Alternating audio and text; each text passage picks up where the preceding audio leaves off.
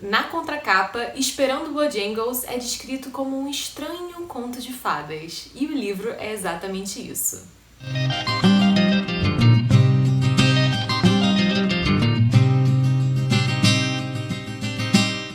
Olá, eu sou a Dora Lutz, seja bem-vindo ao Livros e Pão, e hoje estamos aqui para falar de Esperando Bojangles, escrito por Olivier Bordeaux, traduzido para o português por Rosa Freire de Aguiar e publicado no Brasil pela Autêntica, dentro do selo Autêntica Contemporânea. No livro, acompanhamos a história de uma família peculiar através de dois pontos de vista que não ficam claros desde o início: as memórias do filho e os escritos do pai. E ainda que sejam dois homens narrando a história, logo fica claro que a história na verdade gira em torno de uma outra personagem, a mãe. E eu vou chamar ela de mãe porque a gente nunca fica realmente sabendo o nome verdadeiro dela, o que faz parte do jeito como ela conduzia a própria vida junto ao marido e o filho. Como descrito na página 10 do livro, nunca entendi direito por quê, mas meu pai nunca chamava minha mãe pelo mesmo nome mais de 2 dias seguidos. Ainda que certos nomes a cansassem mais depressa que outros, minha mãe adorava esse hábito e, toda manhã, eu a via na cozinha observar meu pai, segui-lo com um olhar risonho, o nariz mergulhado no caneco ou com o queixo nas mãos, ouvindo o veredito. Ah não, você não pode fazer isso comigo. Renê, não, hoje não. À noite temos convidados para jantar. Ela caía na risada e depois virava a cabeça para o espelho e cumprimentava a nova Renê, fazendo careta, a nova Josefine, assumindo um ar digno, a nova Mary Lou, enchendo as bochechas. Só um dia por ano minha mãe possuía um nome fixo. No dia 15 de fevereiro, ela se chamava Georgette.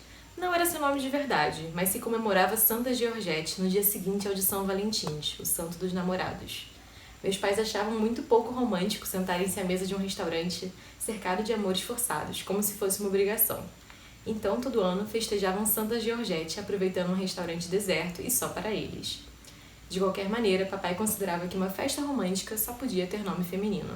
E se os dois formavam um par excêntrico, uma vez que eles tiveram uma criança, passaram a ser uma família excêntrica. Eles não concordavam com o período do ano escolar, pois ele atrapalhava justamente os melhores momentos para viajar em família. E o filho não conseguia se encaixar bem no ambiente escolar, tendo diversos atritos com a professora que não entendia o seu jeito e muito menos o jeito de seus pais. Algumas das melhores memórias da infância do menino acabam sendo das incríveis festas que eles davam lá na casa deles. Festas dignas de O Grande Gatsby, por exemplo. Inclusive com direito a um avestruz. E quando a farra acabava e sobrava os 3 em casa, fossem momentos bons, felizes, tristes ou cansados, a mãe só tinha um pedido.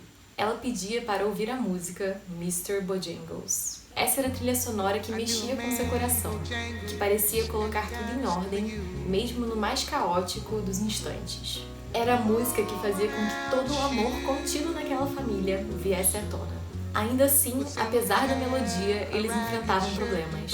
O pai passava de emprego ruim para conseguir sustentar o estilo luxuoso de vida deles, até porque a mãe não acreditava muito nesse mundo do trabalho. E apesar disso, a mãe parecia cada dia mais distante da felicidade que ela tivera no dia anterior. Aos poucos, ela começa a ter surtos, lapsos e a perder controle e memória de como ela falava e agia. Momentos em que ela deixava de ser Elizabeth e se tornava Margaret.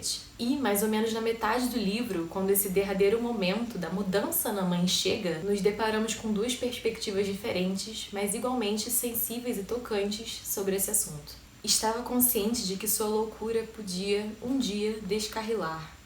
Não era certo, mas, com um filho, meu dever era me preparar para isso. Agora já não se tratava só do meu destino. Um bebê iria se meter naquilo. A contagem regressiva talvez tivesse começado. E era em torno desse talvez que todos os dias dançávamos e fazíamos festa. E, um pouco mais pra frente, escrevem que foi algum tempo depois de um dos seus aniversários que mamãe começou sua metamorfose. Mal chegava a ser visível a olho nu, mas havia uma mudança de ar, de humor em torno dela. Não vimos nada, só sentimos. Nela havia umas bobaginhas, em seus gestos, no piscar dos cílios, nos aplausos, um ritmo diferente. No início, para não mentir, não vimos nada, apenas sentimos. Pensamos que sua originalidade continuava a subir as escadas, que ela atingira um novo patamar. E depois, ela começou a se irritar mais regularmente. Aquilo durava mais tempo, mas nada de alarmante. Aliás, continuava a dançar com a mesma frequência, sem dúvida com mais abandono e embalo.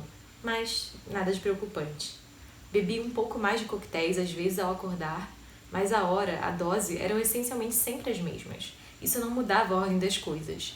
Então, continuamos nossa vida, nossas festas, nossas viagens ao paraíso. E por um tempo eles continuaram assim, tentando equilibrar o presente fantástico com o futuro que a cada dia se aproximava um pouco mais, causando um ruído em meio à música que eles tanto gostavam. Isso até o dia em que a casa deles pega fogo. Melhor dizendo, até o dia em que a mãe tentou queimar as memórias contidas naquela casa. Com medo de que tirassem dela aquilo que ela tinha mais precioso, ou seja, as memórias com a sua família, ela se põe a queimar as fotografias que eles têm em casa. E, nisso, o incêndio sai de controle. Os bombeiros chegam a tempo para evitar o maior desastre, mas é um incidente que acaba deixando claro como a situação estava se tornando insustentável. E o pai, enquanto isso, continua repetindo para o filho que tá tudo bem, que tudo ia ficar bem, mesmo enquanto o filho via a mãe ser levada para ser internada. E lá os dois visitam a mãe constantemente, ansiando pelo momento em que ela finalmente vai receber alta. E enquanto esse momento não chega, ela se torna a alegria do lugar, fazendo com que os demais pacientes fiquem apaixonados por ela e trazendo grandes risadas para o local. Ela causa uma verdadeira revolução lá, como descrito por uma passagem que narra a festa que teve naquele lugar.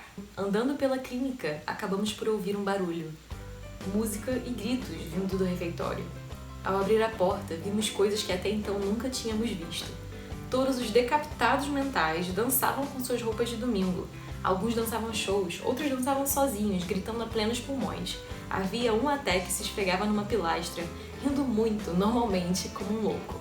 Mr. Bojangles tocava sem parar na vitrola. Com certeza nunca tinha girado para uns tantãs daquele. E Deus sabe como eu tinha visto dores varridos no nosso apartamento. Mas ali era, realmente, um nível acima. Sven tocava um piano imaginário, sentado defronte de uma mesa sem teclas, sobre a qual mamãe tocava castanholas, cantando e batendo palmas. Era tão bem feito que, de fato, parecia que Bojangles saía da boca de mamãe e que as notas de piano escapavam das teclas de Sven. Quando mamãe nos viu, pulou da mesa, se aproximou, rodopiando como um peão e veio nos dizer: "Esta noite, meus amores, festejo o fim do meu tratamento. Agora, tudo isso terminou." E como todos já estavam cansados dessas visitas intermináveis à clínica e dessa situação que parecia que nunca ia melhorar, os dois acabam concordando em sequestrar a mãe dali, a fim de que ela pudesse ser livre, porque o tratamento, de fato, jamais terminaria. Ela nunca receberia alta. E com um plano, de fato, muito bem orquestrado, eles dissimulam e conseguem sair do país, a fim de viver um pouco mais da vida, do jeitinho que eles gostavam e, é claro, em um lugar paradisíaco. Lá, os três são verdadeiramente felizes e a criança vivencia o seu primeiro beijo de amor. Juntos, os três nadam, mergulham, dançam e, enfim, são felizes, mesmo que a tragédia seja iminente. E o final do livro é, honestamente, de quebrar o coração. Em um momento sincero e meio sonolento, a mãe se aproxima do filho, que estava meio dormindo, e conta pra ele a sua versão da história. Ouvi quando me contou uma história muito banal. A história de um garoto encantador e inteligente, que era o orgulho dos pais. A história de uma família que, como todas as famílias, tinha seus problemas, mas que mesmo assim se amava muito. De um pai formidável e generoso, com olhos azuis que reviravam e eram curiosos, que tinha feito tudo na alegria e no bom humor para que a vida dele se passasse da melhor maneira possível. Mas, infelizmente, bem no meio desse doce romance, uma doença louca se apresentara para atormentar e destruir aquela vida.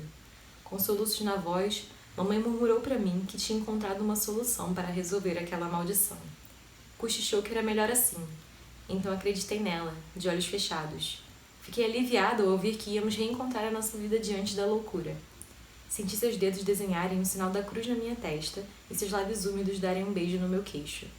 Assim que mamãe saiu, adormeci, confiante e sereno, pensando na nossa vida do dia seguinte. E após esse momento, nós nos aproximamos do final do livro, que, analisado de modo frio, é uma tragédia. Contudo, ainda que eu tenha ficado triste lendo o que aconteceu e que eu não tenha concordado com tudo o que aconteceu ou com o modo como os personagens agiram, eu tenho dificuldade em afirmar que o final foi claramente uma tragédia, ou mesmo que o livro em si é uma tragédia. Pode ser hipócrita, pode não fazer muito sentido, mas o que eu enxergo dessa história é que ela é uma bela história de amor, independente de como ela acabou. É o amor de um casal extremamente apaixonado, é o amor de uma família que se amava muito e fazia tudo que eles podiam para viver intensamente. É o amor por ser verdadeiramente quem você é e por poder fazer as suas próprias escolhas até o final. Para mim, Esperando Bojangles, no âmago, é um livro sobre o amor. E foi uma leitura muito interessante, porque eu fui de não entender muito bem o que estava acontecendo no livro para me ver apaixonada por aqueles personagens e pelo modo como eles viviam. E é nesse sentido que eu concordo que o livro parece um conto de fadas, porque ele parece sim bom demais para ser verdade. E ao mesmo tempo é algo que parece estar ao nosso alcance, assim como um conto de fadas. E tendo isso dito, agora a gente chega aqui na parte do vídeo em que vem a clássica pergunta aqui do Livros e Pão, que é: que pão seria esse livro? No caso, que pão seria Esperando Bojangles? E essa é a primeira vez na história do Livros e Pão que eu repetirei um pão, pois hoje eu digo que Esperando Bojangles é uma